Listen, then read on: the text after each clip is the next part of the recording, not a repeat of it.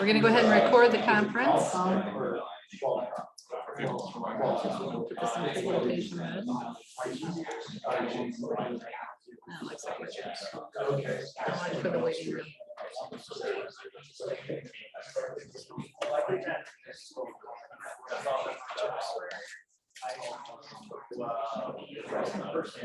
How far is you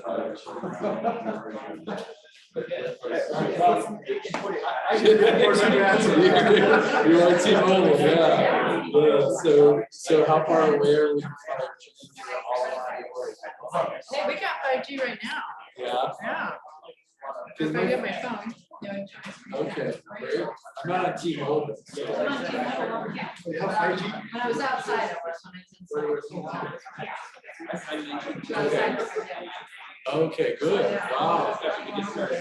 Okay, cool. Excellent. Because yeah, I knew that. So my personal phone's on Verizon and then my business phone's AT&T. But like every time I'm in the Chicago area, I think it's 5G. But I don't think Verizon and AT&T are getting 5G up here. No, there is. Yeah, they don't have 5G. Yeah. But that's the. Yeah. My wife is on T-Mobile personally. She's getting me on a cruise. Yeah. That'll be good. Yeah. Good 5G, you bet. Absolutely. That'll be good. Okay, now I know that T-Mobile is the one to go Yes. here Hands down. in the area. Yes, Okay, hands good. down. No, not just in the area, in the US. Okay, The good. best coverage in the US. Yes. Hey, Philip, you ready? We got it recording. So let me go ahead and just welcome everyone. We'll go ahead and get started. We have a few people online and I'll keep, some people in the waiting room. Hold on just a second, guys. I gotta let people in. Do I have to go in front of camera? We can turn it so you're on camera. No, I don't So need hold on a second. Oops, I stopped something recording. Let me exit that. Yeah, let me let people in. So. Sitting or standing? All right, I'm gonna look on the waiting room. See the waiting room and we will admit. We got several people coming on in line.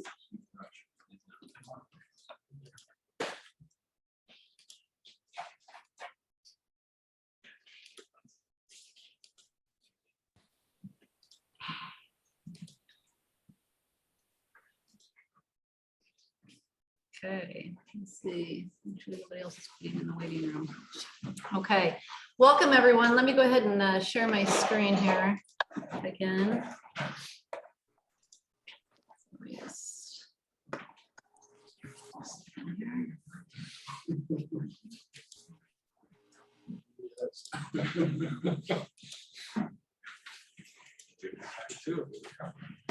Okay, more people are getting let in, so I'm gonna put this in presentation mode. All right, there we go. So welcome to the IoT Peoria meetup. This is Shannon Duvendak and I lead the IoT Peoria meetup. I actually had retired from Caterpillar after a 25-year career, and now I work at T-Mobile for Business, and everything that we had a discussion earlier about 5G. So all about it, and love IoT. Actually, I am a technology enthusiast, so anything technology, and love it, which I think a lot of you here as well are. So welcome. Page. I know. I'll get them in a minute. I did want to say thank you first to our sponsor, Hanson, who is sponsoring the pizza tonight, as well as also going to be giving the presentation. Philip Lockwood will be giving the presentation. I also want to thank the Nest crowd or co-working. Andrew Newey, he had to leave, but we'll come back a little bit later, is the director of the innovation and startups for the Greater Peoria Economic Development. I do want to encourage everyone to please join the meetup. If you join the meetup and you're here for the first time and haven't joined that, that way you'll get all the notifications We have an opportunity to send you messages, and you'll just be in the know of all the cool stuff that's going on with the organization. So we are going to have Philip presenting today on the Central Illinois Living Laboratory. So we'll let him go through his presentation. I do want to talk about what's coming up next week or next month. And so we'll have Philip today talk about this very exciting Central Illinois Living Laboratory and all of the exciting work that's coming in there, not only for the city, but also he'll talk about the phases of the plans that are coming up. Next month, we're going to have NTS Innovations, and we're going to have Ryan McCoy talking about the tiny scale, massive impact. And again, this is basically energy harvesting for small devices. So he'll talk about that next month. And then, Is that amazing? See his name. oh, he's trying to come in and I haven't let him in yet. I will let him in next. I also wanted to let everybody know about the happy hour social at the Industry Brewing River City Labs, and that's going to be next Thursday. You can go into facebook.com Distillery Labs and find out all the events there. You can go ahead and RSVP so that they know how many people are coming. For that, get your beer and then come to River City Labs. So we're not going to actually do anything at Industry other than they will be where you get beer from River City. We share a parking. Okay. And I hope they probably have that on the Facebook page. I have no idea. That was actually part of my kingdom. Okay. This is the first I knew that there was anything on Facebook. So, Okay, it's posted, it's out there. Absolutely. All right, so let me just for a second here, let in some people that are waiting in the waiting room. So you need to stop sharing. That's, I'm going to.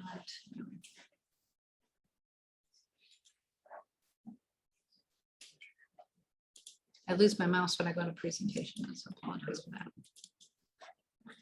On the top right. Top right. As a participant. Thank you. There we go, thanks. All right.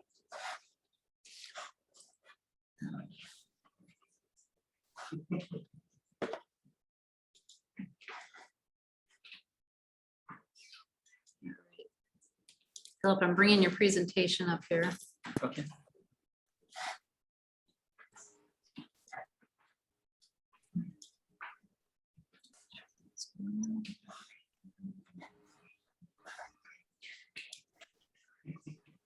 Got somebody else in the room. I may take breaks just to let people in.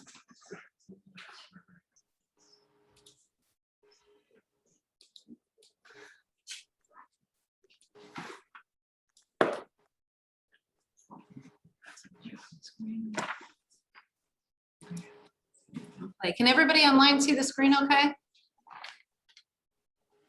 Yep, looks good. Can we turn that up? There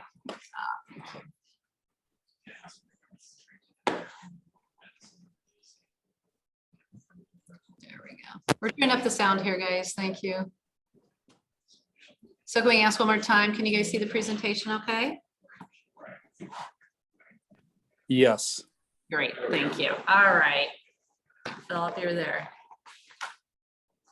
Okay. I'm gonna go ahead. Yeah, Philip, if you want to go ahead and start with the presentation, maybe introduce yourself, Okay. would be great. How much time do I have to introduce myself? Wow. Good evening. I'm Philip Lockwood, and I serve on the team that's involved developing the Central Illinois Living Laboratory. My background, similar to Shannon, I am we'll say a refugee from Caterpillar, or retiree, early retiree from Caterpillar. Also have spent time consulting largely organizational development and selection of and implementation of new technologies. Created a startup that went from 3 people to doing business in over 50 countries, all based out of Peoria. That was RFID based. technologies used for active sports applications. I currently work as a consultant for Hanson Professional Services, dealing with smart cities and smart mobility. An adjunct professor at Bradley teaching entrepreneurship, and also involved in a couple of startups and mentor several startups as well. So very happy to be here, and I've shared with a few people. I spent this afternoon adding some things to this presentation to make it also very much relevant to IoT. And when we start talking about this whole subject matter, it fundamentally is very much about IoT and communications. So I'll let you. I'm gonna go ahead and move it to the Yep. next slide. The other thing that's important to position this, I know that Paul Lehman presented several weeks ago to this group, but the Central Living Laboratory is part of Distillery Labs. And so quickly go through a few slides speaking to Distillery Labs and the interest in and the objective really of this hub for entrepreneurs, and looking very much about growing local companies and driving innovation and stirring economic growth. And so you can go next. And the vision value statement of Distillery Labs, and a lot of the work we've been doing since the inception of the Central Living Laboratory has been working very much in lockstep with Distillery Labs. So one of the things may sound sort of, we've got labs and lab, and that is correct. Distillery Labs is plural, and Central Living Laboratory is a singular objective that's covering a wide area of Central Illinois. So we very much are well aligned with that. And a lot of the things, especially the values for Distillery Labs, are what we're looking to build into our initiatives as they relate to the Central Living Laboratory. And this is both twofold. One, from how we reach out and get others engaged and involved in this, and very much a collaborative standpoint, but also how we engage our community in addressing certain issues and problems that may exist today, and being well prepared for the future. So again, there are essentially, with Distillery Labs starting, and I'm saying that because Distillery Labs up and running, shall we say, and the Central Living Laboratory is the first initiative of Distillery Labs. And we are not in any mode to be waiting for a building to be built. We're moving forward and actually moving at pretty rapid speed. Distillery Labs, as it relates to the organization and its intent, really is three different, we'll call them three different verticals or focus areas. One of them dealing with the health and wellness for underserved populations. Another dealing with advanced innovation for food, farming, and transportation. And then the other aspect being smart mobility. And what we have been doing over time, and some of this is that we were adopted into Distillery Labs largely under the aspect of being focused on autonomous mobility. And as we have progressed, and for various reasons, we have broadened that view to really embrace the whole concept of what we're calling smart and connected communities, which encompass then smart cities and smart mobility. And in doing so, we anticipate that we'll also be, in many ways, connecting with those other verticals as well and embracing them. Can I pause and let people in the waiting room? Yes, please. Okay. All right, guys, we're gonna let a couple people in the waiting room. Sorry for this. We tried to figure out how to turn the waiting room off, and It's okay. it wasn't working.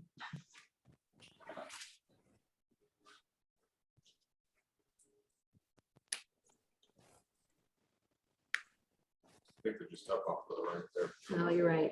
I did that last time, right? Yeah, we keep thinking I have to go push something. Oh, pressure's on. I recognize some of the names. Yeah, okay, that's good. Start the video again. Oh, that's not my video. I don't want my video on. We don't need my video, do we? I think it's on that one. I'll just go ahead and share the presentation again.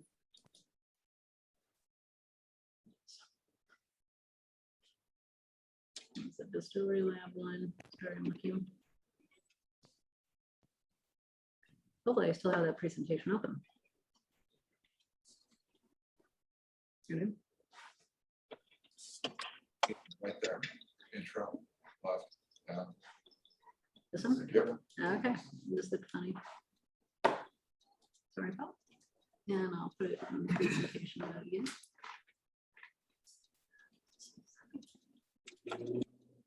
Okay.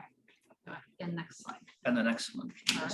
The next one. Continue on Woodrow Avenue for half a mile. Oh, we're getting directions. Somebody is driving. If you can mute your phone, that would be great. Go ahead. And the next one. Head north on Burnett Road toward Hancock Drive. In a quarter mile, turn right onto North. A lot of this will be done by one's own vehicle, so they will need that. Right there. The other thing is, as I'm progressing, a lot of this is background information, but as we get moving, we can make it very much conversational. So if people have questions, welcome to answer any questions as we progress, and then aggregate and answer them at the end as well. But in this case, the Distillery Labs is one of 15 Illinois Innovation Network hubs.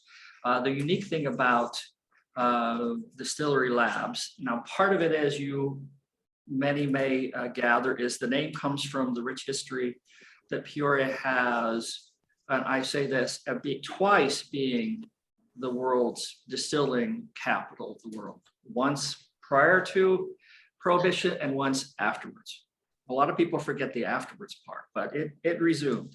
The unique thing about Distillery Labs is of the 15 hubs, it's the one that's not directly connected to a state university, but it is directly connected to Bradley University, a private university in Peoria.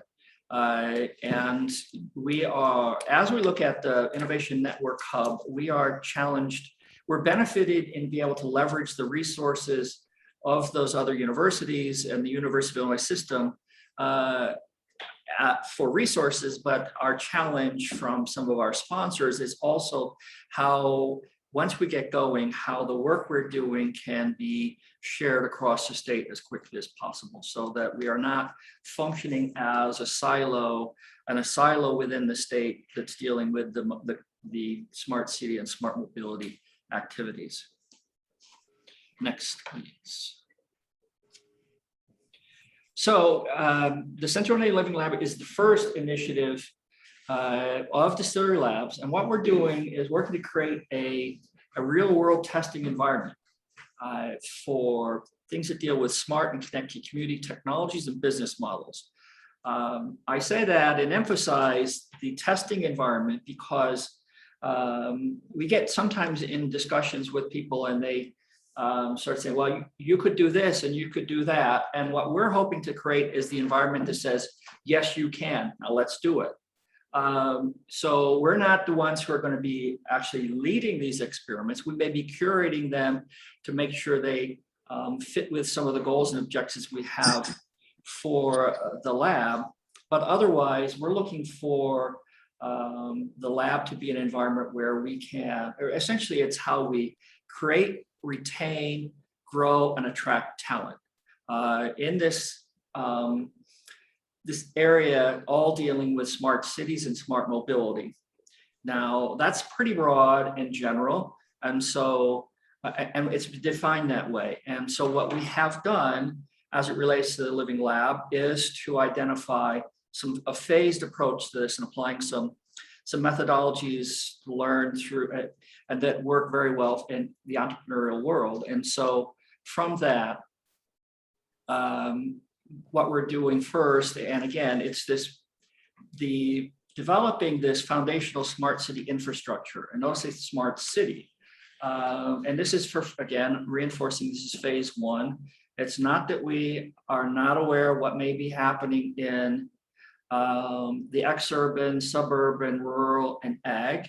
What we have done is spend a lot of time researching and collecting as much information and data about the region we're working within so that we can accelerate our process. So rather than getting caught up in doing lots of studies, we have collected all of them and compiled them and used that as the basis and some of the logic in how we're moving forward.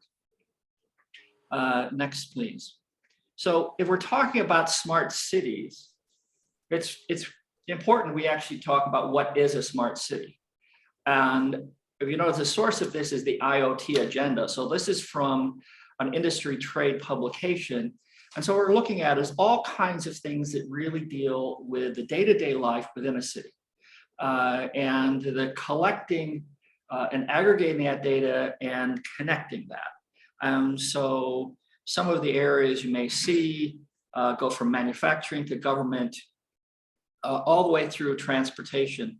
And we go to the next one, which breaks it down into a little pie chart to show. Am I one ahead of you? Sorry. That one. No. This one. Okay. Okay, thank you. And so the idea is looking at it, mobility is part of this, but also there are other things that really deal with society.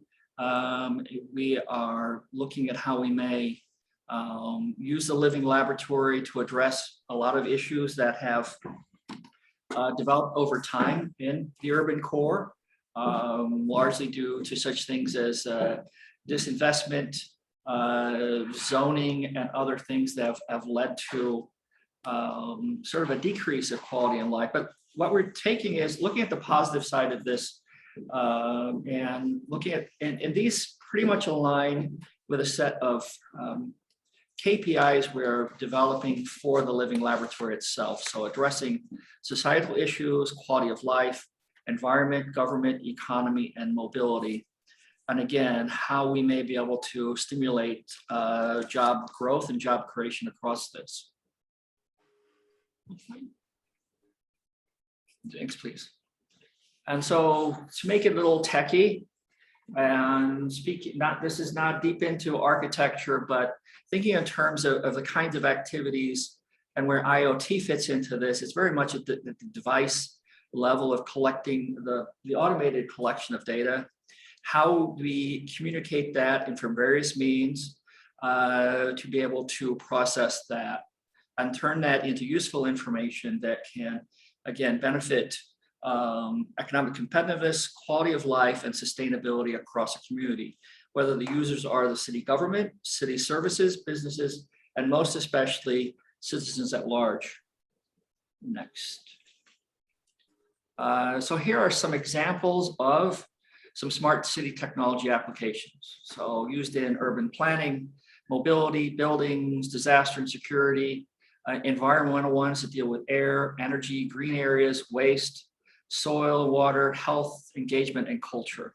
These are examples, and we are going to be inviting companies that are working on these kinds of applications to take part in the lab. Next, please.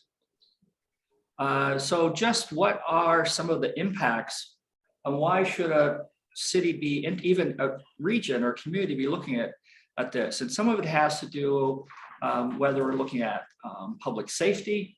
A lot of the work that's underway dealing with autonomous mobility, the primary driver for that is safety and accident reduction.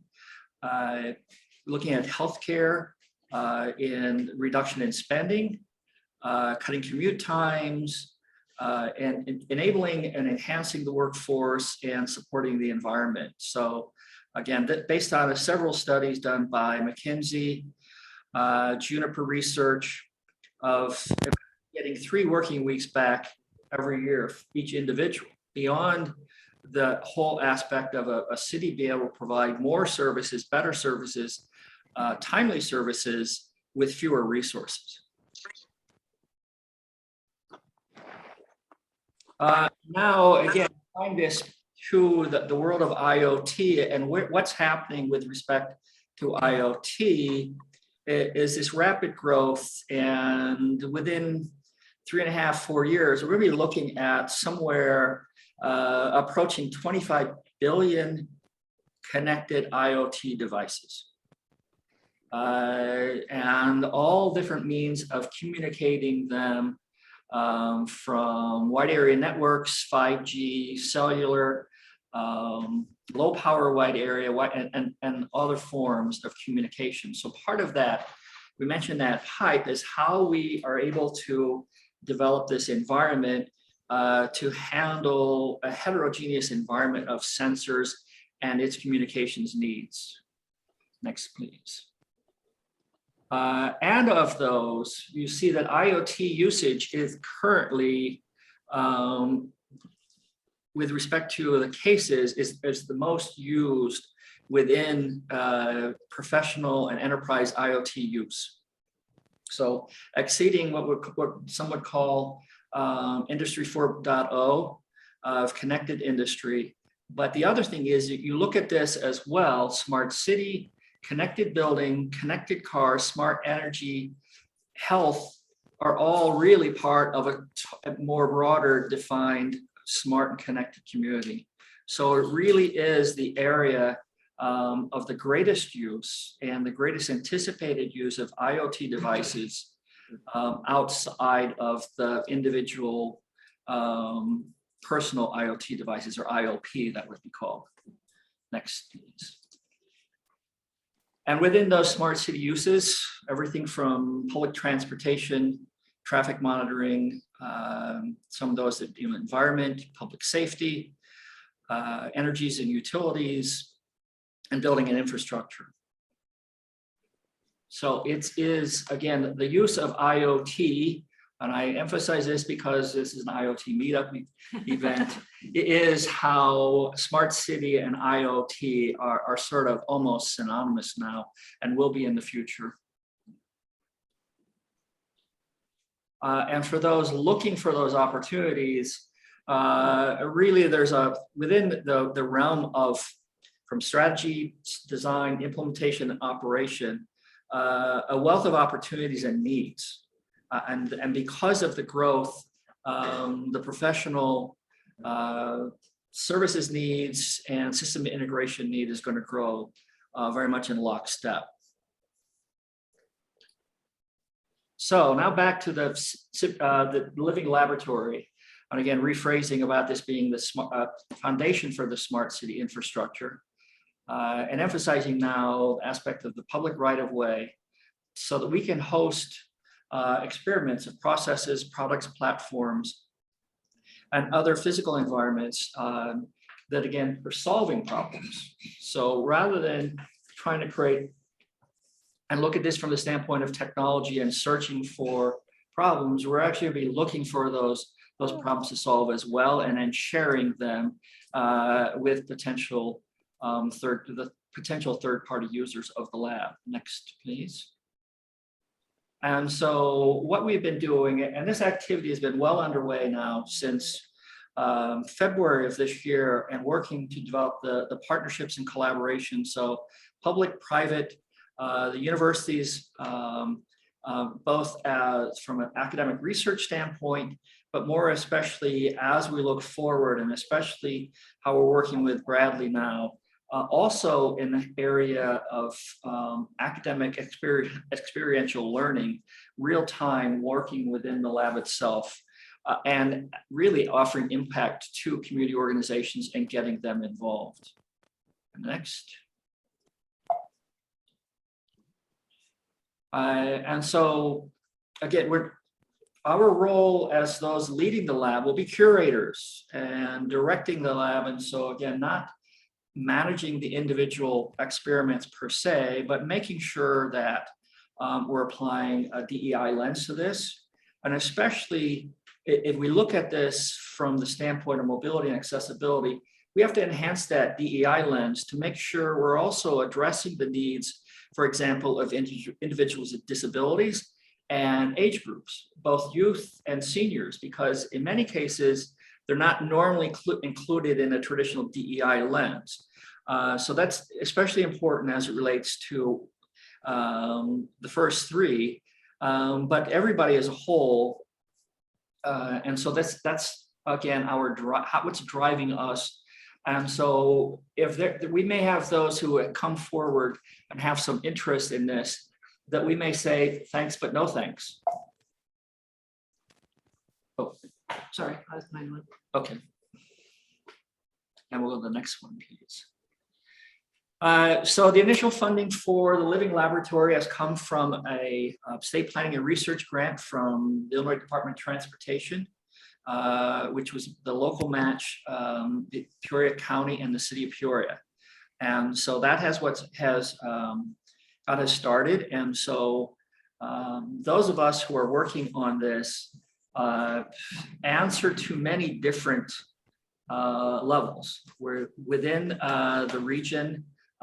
Since Peoria County is the one that is the sponsoring agency, we report up to and through Peoria County and the Peoria County Board. We also then are obligated to report and interact and share our work with IDOT.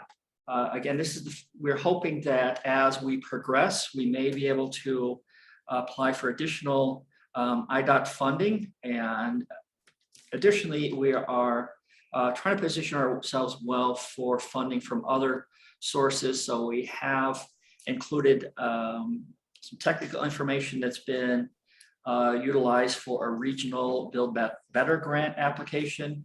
And one of the things that we're using more in the public domain and the terminology and taxonomy that we're using is that of smart and connected communities, because that is the preferred terminology by the National Science Foundation. And we have applied for a National Science Foundation grant in the past and have been fortunate enough to develop a great working relationship with a set of research faculty at University of Illinois, but more especially in this case, grant writers who have taught us how to be well positioned for future grants. Next, please. So we're working to be well aligned, as I just said, aligned with IDOT, with the Illinois Department of Commerce and Economic Opportunity, and also the National Science Foundation. And so organizationally, we have a local working group. We're in the process of developing an academic research advisory group. And we have a steering committee that's made up of regional, state, and national representatives. And so that group works as our sounding board, so that provides an advisory role. As we are now, the pace of our activities picking up, we anticipate that many of those on our steering committee will be serving sort of more active, regular roles. Next, please. And so you may see a couple of familiar names. Paul Lehman, the director of Distillery Labs, Amy McLaren and Scott Sorrell from Peoria County, Kevin Evans from the city of Peoria, Andrew Newey from GEPDC, Zach Gorman from Bradley University, and Shannon Duvendak from T-Mobile. And then there are three of us working on this from Hanson. I'm working along with Kurt Bilobreski and Anthony Corso. And so now, as it relates to our focus, and notice I'm emphasizing phase one of our lab is what we're calling the Smart and Connected Heart of Peoria Loop. It's fundamentally, the borders are Main Street, Western, and Washington. Within that loop is a great set of assets,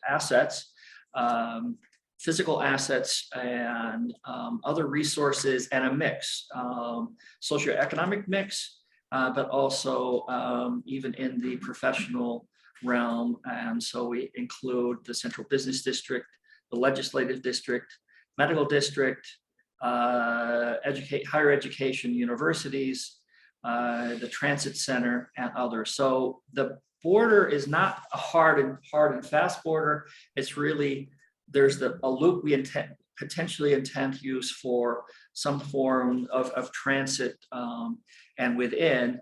But we'll be fully embracing the neighborhoods that are naturally occurring along that loop and around that loop. Well, all these communities are doing this right now. All of them.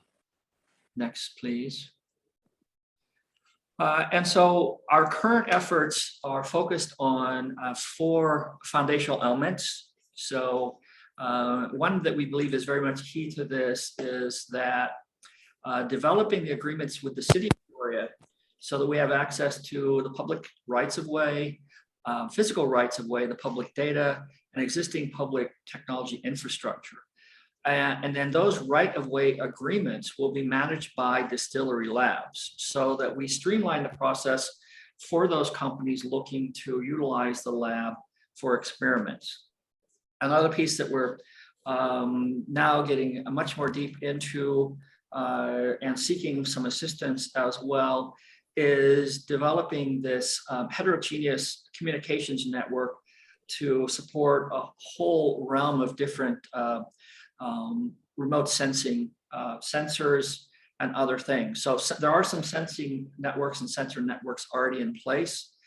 For example, Illinois American Water is using sensors, Greater Peoria Sanitary District, and others. And so we're looking at how we be able to enhance what they're doing, enable that further.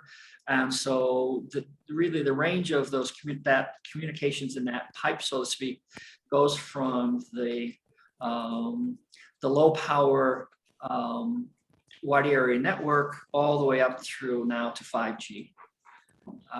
Another aspect of this is once we are collecting all of that data, how to manage that and also make it that accessible. And yes, since this is the Central Illinois Living Laboratory, part of this is there's a pay to play, meaning those third parties are utilizing the lab will be expected to, if you want to access the data, they're also expected to share data back with that. Now, obviously, any intellectual property and trade secrets will be kept safe, but any of the data that's collected that can be used by others, again, to enable more work in the lab is expected to be shared.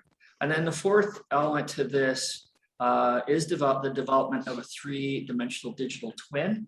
And so we're looking at even some potential novel ways to do this using some resources that exist here, combined with some other national partners and global partners. So I will share without mentioning names that we are working with a global partner on the networks, the communications network aspect, and that's moving at a pace that's picked up in the last several weeks to the point where in a couple of weeks we're going to have a large team visiting, and we hope that turns out to be a great opportunity, and combined with that of looking at this from the standpoint of a global, potential global partner in the whole aspect of the data storage and cloud data storage.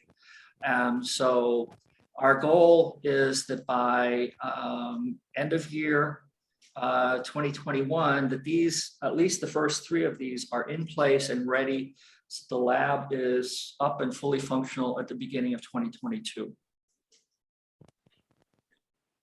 And so some of the efforts well underway, the mapping, and we've been collecting as much information as possible there, both the physical assets, but also as much social economic data as possible.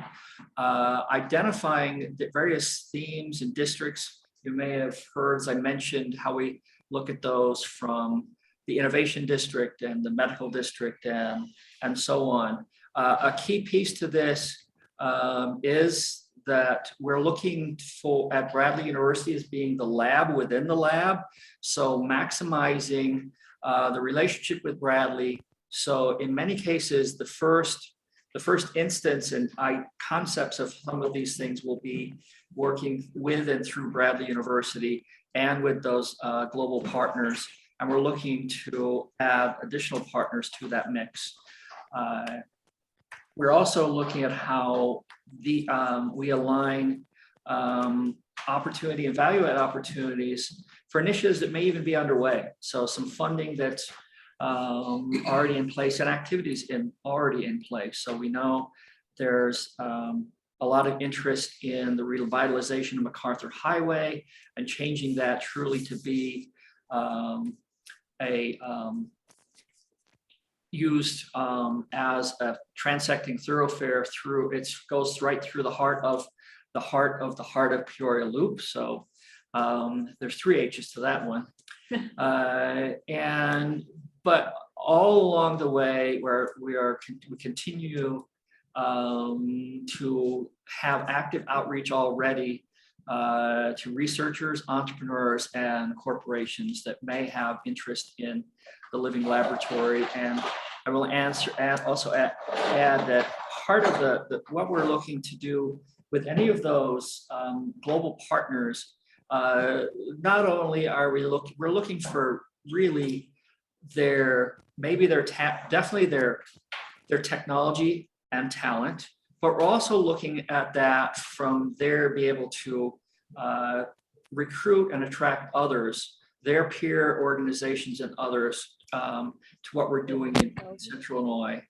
And all of this we're documenting what we're doing, but also we developed a playbook for any of those projects to give them a head start on how to get any single project within the living laboratory get moving. And then that playbook ultimately becomes an asset of Distillery Labs, would be shared with others as we progress, and again, also throughout the entire Illinois Innovation Network.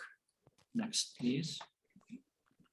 And so here's we're working with the city now to identify some potential institutional experiment ideas. So these we can have a little bit more hands-on in the curation and the recruiting of the potential solution providers. So one of the key things we know is deals with the mobility and accessibility.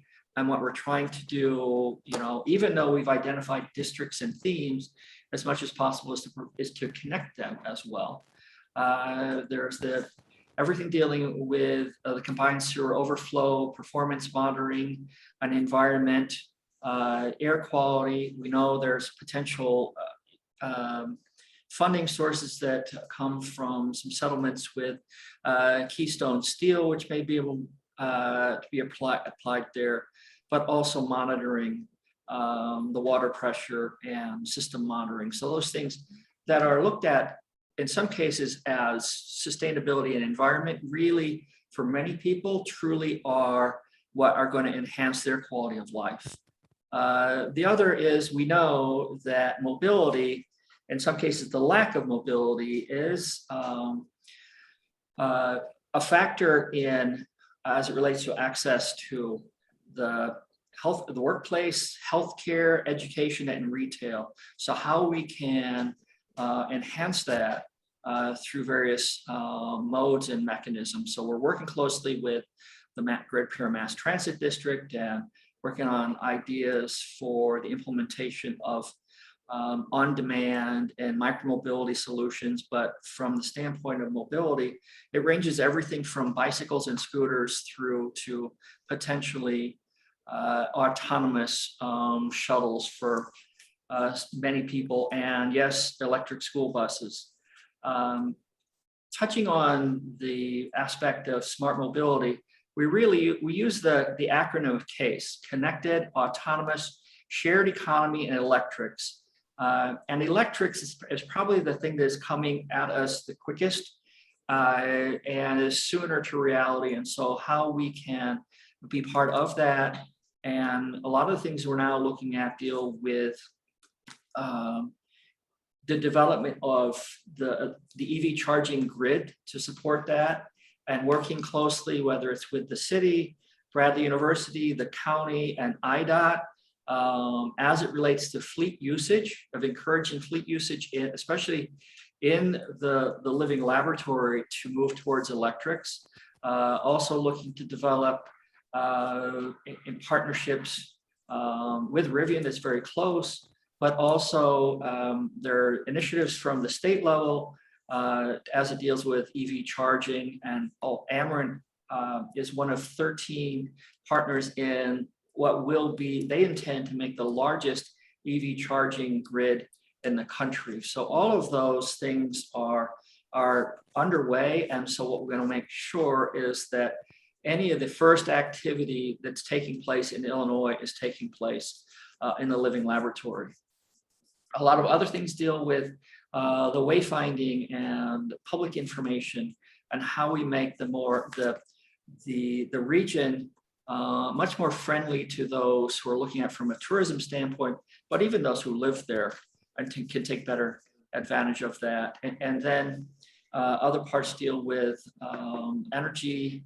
Obviously, there's a change as EV comes on board. There'll be some different usage levels that apply there, but also as we start looking at alternate energy forms, how that microgrid can be managed and connected.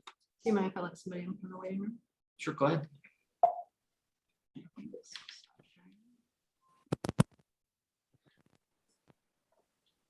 Figured out where it was. Go fast.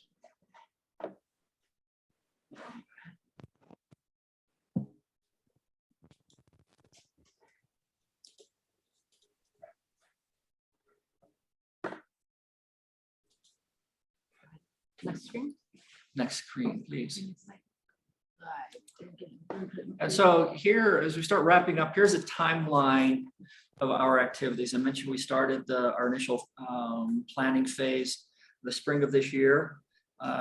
Within that, that's when we also started with a lot of our introductory meetings. And from that, the forming of our steering committee, we've also, like I shared, been collecting many reports, studies, grant applications that go back for the last 2 decades. So you may hear those of us involved in this use some terms, and they were probably mentioned back when there was the MedTech Innovation District planning, because a lot of the logic went into that applies just as well as it does today.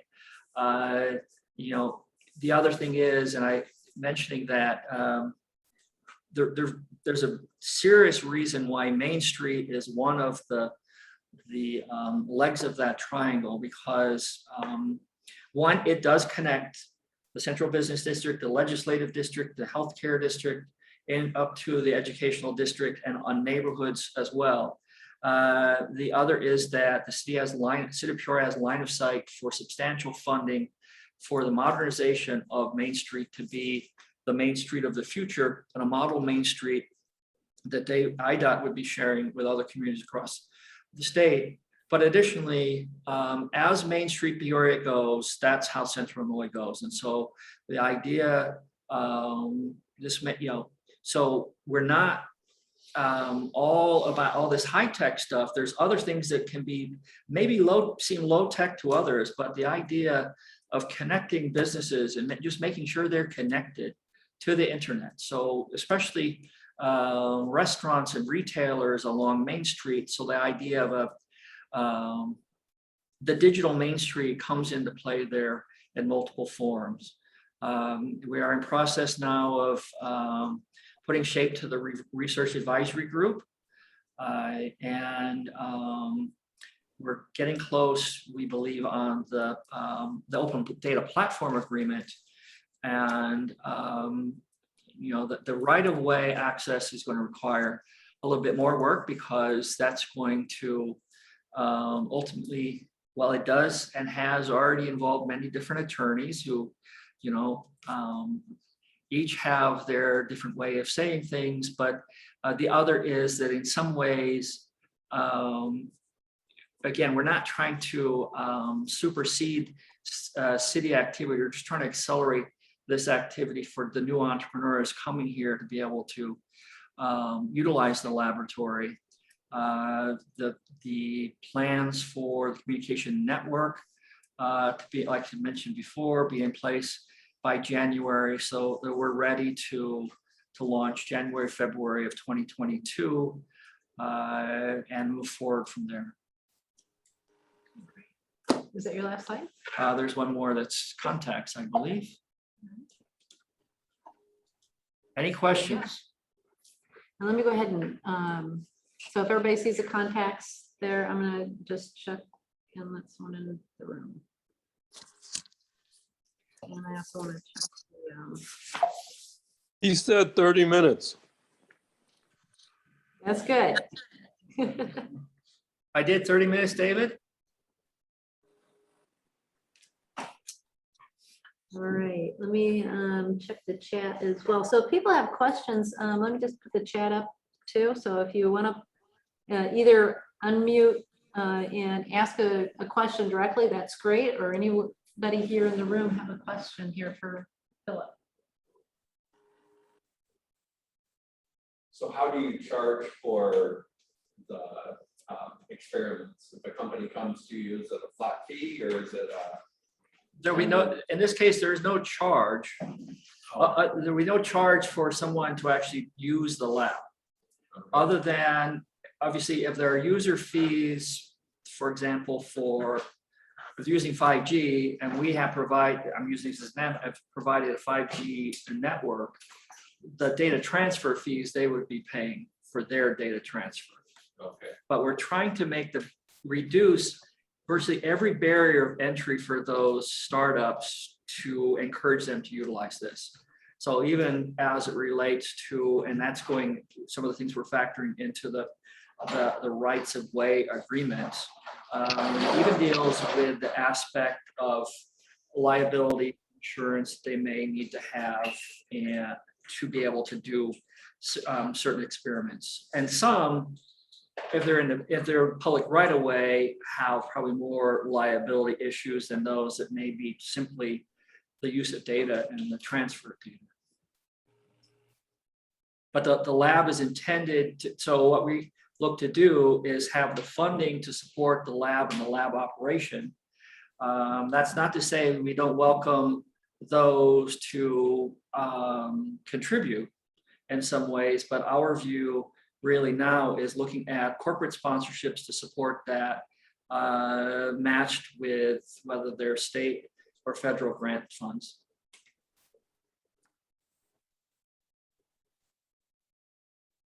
So could you walk me through just an example? If I was say a startup and I had an idea that I wanted to test out, how would I go about doing that with CILL?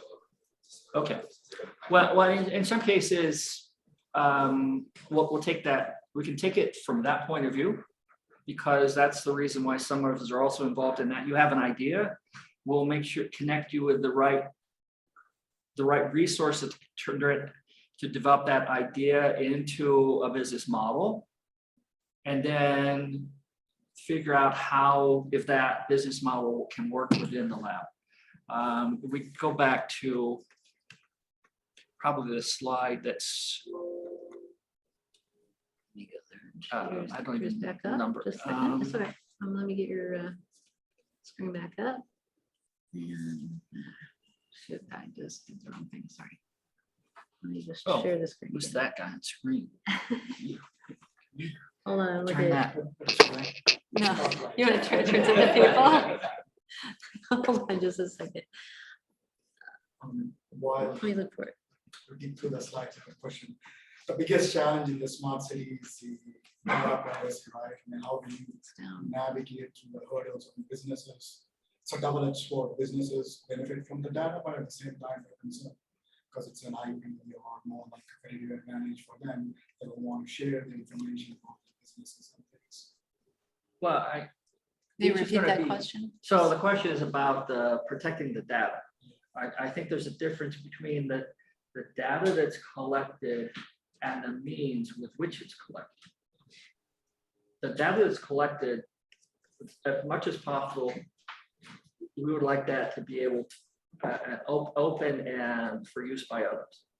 The means in which that's collected, so that becomes intellectual property, trade secrets and others, is retained and protected by that party. So basically, the platform provides the means, but end of the day, the businesses own the data, so they can choose. Again, To share. but at the end of the day, our measurements and how we're going to be measured is about, again, on the whole aspect of talent, that is created here, retained, grown, and attracted here. So the measurement's going to be those businesses, and we hope those businesses stay here and grow up from this. We're also looking at some other relationships. For example, the University of Illinois has the test track in Rantoul at Illinois Center for Transportation. And so what we are discussing is that projects and research projects from there graduate from the test track environment into the interurban environment as well.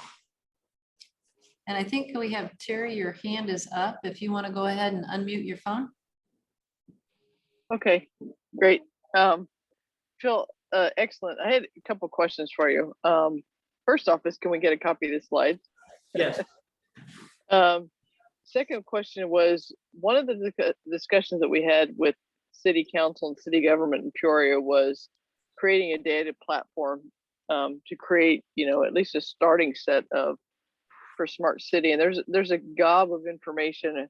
Have you made any progress with city councils and different factions of the city to create that data platform? We are working. Yeah, so the question is about the data. The first, yes, we'll share the slides. Secondly, the data platform, or show us on the data that the city has and that public information. And we are working to get that. There are a couple of other things that have happened. There's been some turnover with a lot of senior city staff. And so there is a new chief information officer. So working with that person. A member of our team is Anthony Corso, who once was the director for innovation for the city of Peoria. So he's been working with staff members and others. So we have access to that. Yes, we're trying to have it, and that's actually part of the right-of-way agreement, and the access to that information is to have that, so we provide a strong launching platform for those who want to take advantage of the lab itself. Okay. That just seemed to be the big stumbling block, was having the data to turn, right, to drive insight from the data, because Peoria's got, the spot shotter or the shot spotter, yep, right, data. There's a few bit of data, but it's disparate and not aggregated. That's we've been finding out, yes, that the data that does exist in some cases, like you said, is disparate. It's not connected. In some cases, may not be of much use. So part of it is determining that and making it the most useful to accelerate the process. Because we recognize that we are in this case the Living Laboratory, Peoria, Central Illinois, and Illinois is in competition with other states and other cities across the country. And so we're trying to provide an environment, recognize that and be as competitive as possible.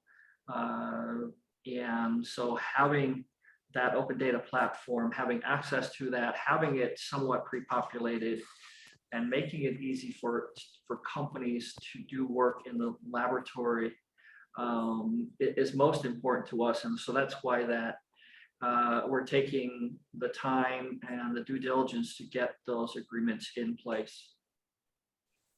Okay. And we think, I should add, if I can add, I can't say who they are, but we believe that some of the global partners with which we are in discussion with and are very serious about supporting the Living Laboratory, I think will also catch a lot of attention from the city leaders, both those in elected government and in business. Right. That's awesome. I think, Phil, that was one of the biggest challenges, is getting together with this whole smart city initiative. Early on the IoT meetup, we had a lot of civilian programmers who were interested to work for free to help, data analysis, analytics for the city.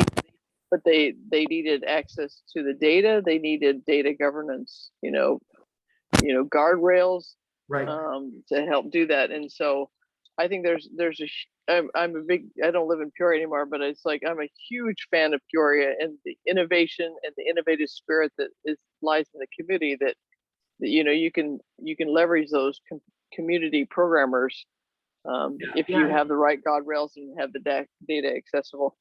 You're exactly right. And that's also why we are, I started the presentation as saying we are part of Distillery Labs and we're part of other local and regional initiatives that are in full support of the whole aspect of building an ecosystem for entrepreneurs and supporting entrepreneurship. And so being positioned so that we can take those entrepreneurs with an idea or take one with a fully thought out and fully functioning business model and be able to work with either set equally as well. I did want to. Awesome. I think you did some great work. Compliments. This is exciting.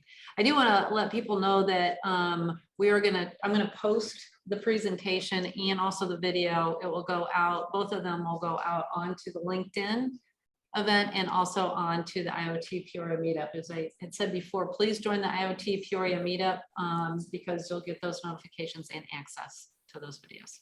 Yeah, if I can add to that previous comment as well. We intend to be doing some things where we'll be, for lack of a better term, promoting a concept of reverse entrepreneurship as well, meaning identifying problems that we think exist and seeking entrepreneurs to come in and work to solve them. And that's one of the most difficult parts of the process and the sort of especially in lean startup of an entrepreneurial journey is that problem definition. And so we're going to be utilizing the relationships we're building and a lot of the research that has come before to identify at least problem areas and then be seeking those have an interest in solving them and providing them the support resources to help with that. Phil, I had a question. Yes, sir. There are so many aspects to this, and when you look at this, it's a pretty complex system that you're looking at. So even with some of these, is there some way to prioritize? For example, are there some things that you want to do first, or are there some things that you want to push first? Let's repeat the question. The question has to do, this whole subject matter area is so broad. To many, it's very abstract. It's also can be very amorphous and fluid. But what we're trying to do, and that's some of the work we're doing. So the question is about the prioritization, and that a lot of that the work we're doing now, and then utilizing our steering committee and the sort of the academic research group to help us identify and really start to prioritize the work and then publicize that and say, we have this lab, we have these resources, and we need you, and we invite you. But most definitely, and it is, we kid around, it's not a 3-dimensional problem, it's about a 14 or 15-dimensional problem. And we are so deep into this, but to back out and look at this from a practical standpoint and say, yes, we must do these things in this order. One of the things, even as the very thing, and I've emphasized and thought there may be other questions because we identified the smart and connected heart of Peoria Loop as phase 1. And so that is phase 1. But when we speak in terms of the living laboratory, we have already started thinking in terms of what is phase 2. And phase 2 is more of a rural ag application. So taking similar concepts and applying them to farming. So that really becomes phase 2. And then phase 3 is how we can connect everything together. the reason I was asking is because success drives success, you know. Right. So, so if it is, there's so many levels to it. I mean, there's the basic research, there's the data analysis part and analytics part, and then also the practical side of it to translate this into reality. Right. So perhaps, you know, one of the things that could maybe happen is that if, you know, as you're suggesting, that one of those areas could be highlighted or prioritized, you know, that would translate into a certain kind of a success. And then once you show that, even if you're talking about NSF grants, etc. So you know, that might be a very exciting thing for, you know, once you show that, okay, this is, it just drives. Yeah, so the if I can paraphrase that, there really is how are we looking to be, we need the success stories as quickly as possible and be able to share them.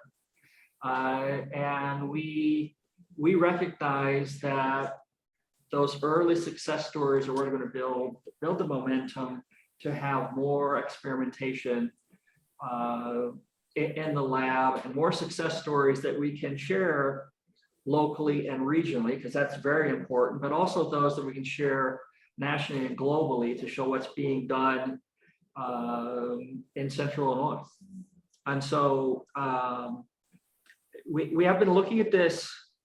In fact, we had a meeting with a group of us last week, and we're talking about strengths and other things. And there were several of us in the room who identified the strengths being able to have the double vision of the big picture, but also quickly be able to look at some practical steps to get this going. And so those are the kinds of lenses we're applying to our activity as well, because yes, we can talk in big picture and all these great things, but we do need to have some success stories as quickly as possible. We think in some ways, getting those foundational elements in place, that activity itself will be a huge success story, which we'll have over other regions of similar size. There are some other things we come at this that we are differentiated in that we have, in a very small region, we can go from having an interurban issues and rural and ag and be able to connect them together. And in the discussions we've had with many others, to recognize, be able to solve those problems in this kind of environment, it's easier to scale up than it is to try to do something in a large urban environment and then try to scale down. So we're positioning our sort of all the things we have here as being huge assets. And that is one of the things that's catching the attention of some of these, what we hope to be very soon national partners. Yes. Just from a perspective of, you know, the citizens in the community that would be impacted by a lot of these programs. So I'm specifically thinking about the mobility and accessibility piece. That's huge. Right. You know, for so many people right now who can't get regular transportation to work or have access to food, how are their voices included in this planning? Because, you know, they're not part of these startup companies or a lot of these organizations. So how are they including their feedback? That is going to be very much part from our standpoint of that curation project to ensure that, again, as I mentioned, we're looking at this with this enhanced DEI lens to make sure that's happening. But I spent time earlier developing sort of this outline for a playbook. And so the idea is that, and changing the paradigms that have come before with respect to, especially say those in a challenged area, you know, sort of like they're invited to the table. No, the difference now is it's their table and others are coming to help them. And so it's flipping that model as well. So as much as we're looking at this from new technologies, we're also looking to apply new processes and methodologies to ensure that we are looking at the implementation of any new features like this as things to enable and enhance the quality of life. And you're right.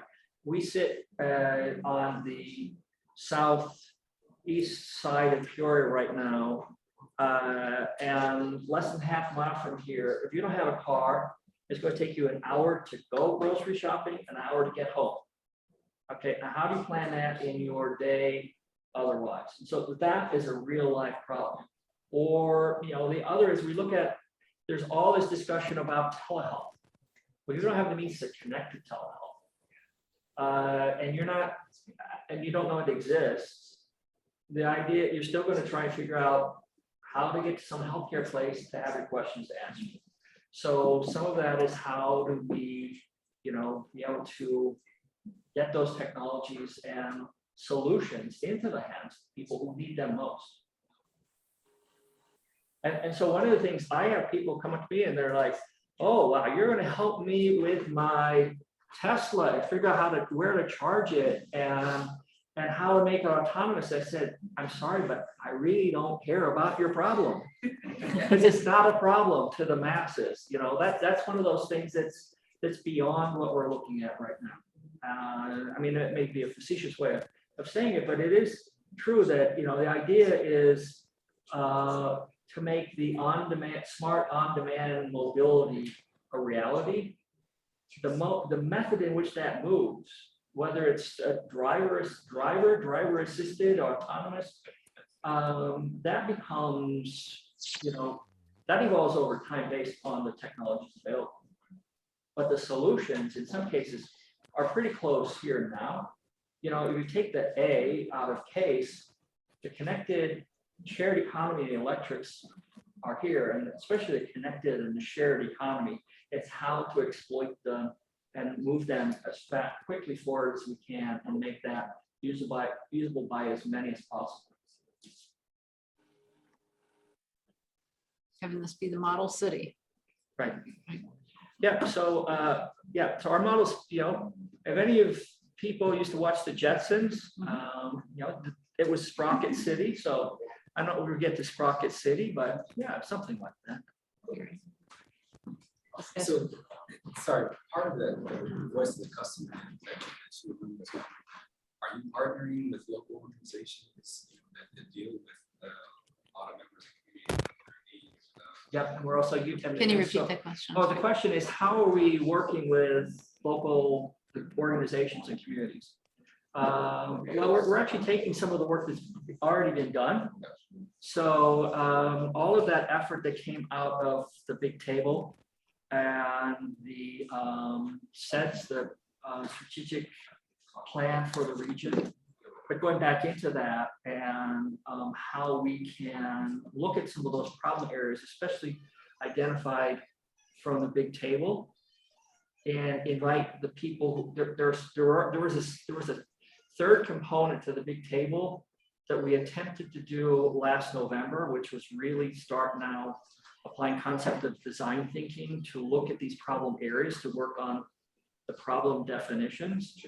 And now when I believe that once we get the lab functioning, we'll be ready to resume that activity. And also we can resume it now because hopefully the barriers that were sort of separating us with respect to everything dealing with COVID and isolation, we can come together, because those are going to be best done if they're facilitated and bring the people together, the true stakeholders of those problems, together with others who are really motivated to truly help and start to identify a problem area, and then how the modes and methods may be developed to address them.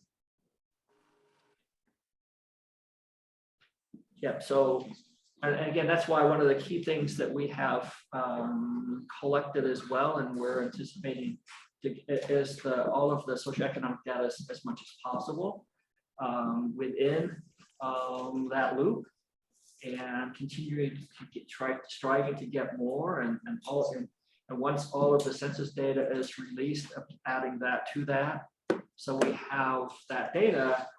But you know, part of it is then there's this effect that the other piece of that has to do with the relationships and the fabric and the rubrics, and how to bring that together then to really start working on the problem solving. Okay, any other questions? Anybody online? I guess I do have. So, sure. I imagine that there's probably a lot of other cities nationally that are trying to do the same thing. Maybe in the same, phase. Is there any dialogue or any best practices that? Yep.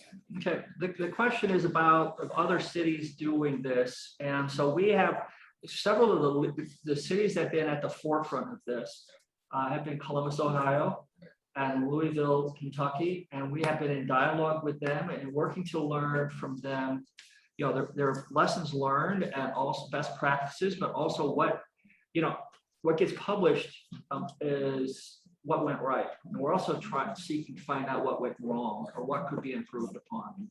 And so, yes, definitely that. I think, and this is not, I'll move it beyond the think into the believe. I believe one of the things that gives us now an advantage over many communities, especially of a similar size, is that we have this environment and interest for entrepreneurship, a work ethic, but is now being supported by a strong political, governmental intent and will to get this done, and a recognition that that is vitally important. And so, what may have Terry mentioned about before about running into roadblocks with access to data, data samples and other things, we're expecting those paths to be much smoother. We have a mayor that ran on a platform of making Peoria a smart city. And we've spent a lot of time with her and staff discussing what that really means and how to move that forward. And we're having those discussions with those at various levels of city staff. And so we're working to move that forward. Again, dollars also speak louder than words. And so the Peoria County Board was the one who fronted all of the matching funds to match IDOT's grant funding to make this work. So they spoke with their dollars to make this move forward. And then the city came on board afterwards to do that. So we have those government bodies doing that. We have the state that's very highly motivated now to do this, and a governor that's talking about it being a center for electric vehicles. And many of those, the local electric vehicle manufacturer is also very much interested in the whole aspect of connected vehicles and the shared economy. And that's why if you look at the investment platform or investors into Rivian, it includes Amazon that is looking at those vehicles being fully connected and how and their utilization. And so I think it's like many of the stars are aligning for us to be in the right place at the right time. And without divulging, I keep wanting to tell who it is, probably tell it if you read between my words, but the one potential national/global partner already has a laboratory similar to what we're doing at a smaller scale and a much larger urban environment that's looking to essentially graduate what they've learned there into what we're doing here, because they see an ease of use in doing that. So that's the other piece that goes along with it, is that potential ease of use of getting that done. Going for a drink. Did someone have a question online?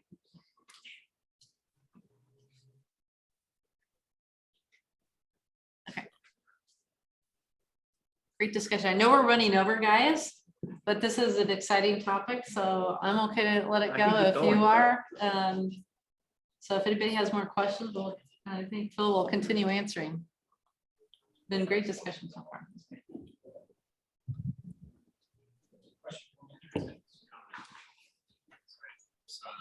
I was wondering if a question came after. Oh. This is great. Yeah, thanks, great Ryan. Presentation. Yes, thanks, Ryan. And we had Brian too, and Hill. And Ryan, we can make all those sensors self-powered, right? Hey, Phil, great job. Excellent presentation. I would agree with you. I think the timing of rolling this out is perfect. I think there's a lot of things going on the national stage and the local stage that make the timing right for this. And I will tell you from my perspective as a startup, I think it's exciting to have a place so close. You know, NTS is a Central Illinois based company, and to have a place that we could potentially use as a proving ground or a demonstration showcase, I think that's exciting. I think there's going to be a lot of startups like us looking for the same thing. So love it. I think you're on the right track. Well, thank you. And that's what motivates us. So we can help companies like NTS and others start and grow in Central Illinois. Thanks. Thank you. Yeah, absolutely. Great job. Thank you. Okay. Well, you'll get this presentation. My email is on that. So any questions, please feel to reach out and connect. Any questions you want to meet and have further discussions, I will make myself available. And I'm looking forward to the day when you come back after And maybe be able to tell who these potential partners and are. successes, right? Yes. So all the And the success startups. stories. We'll be looking Yes. forward to come back to many of the IoT meetups and sharing the success story of the month. Yes. There you go, bringing the new startup in. So Great. Thank you, Great. Shannon. thank you. And it's not only just startups, right? Because it's going to be, you know, a lot Established of established businesses. businesses. You talked about Rivian. You know, you think about in the area, if you do your ag, maybe there's a John Deere. We got, you know, Caterpillar, Komatsu, those types. The Well, OSF. I mean, exactly. right. It's And you know, great this is a center for logistics and mobility, and smart mobility is a key player in that, and how we may be able to develop unique first mile, last mile systems based on all of that supply chain and logistics talent. We welcome that. And partnering with other cities, right? That's So right. you're really thinking about becoming a regional Yes. test bed. So anyway, great presentation. Thank you very much. Thank Phil. you. Appreciate it. And thank you all for coming today. All you guys online, thank you very much. These are once a month. So next month, we're going to have Ryan McCoy. You just heard him speak about NTS innovations. So we'll hear him next month, which is, I think we got on 11th of November, coming up pretty quickly. Thank you all, and everybody have a fantastic night.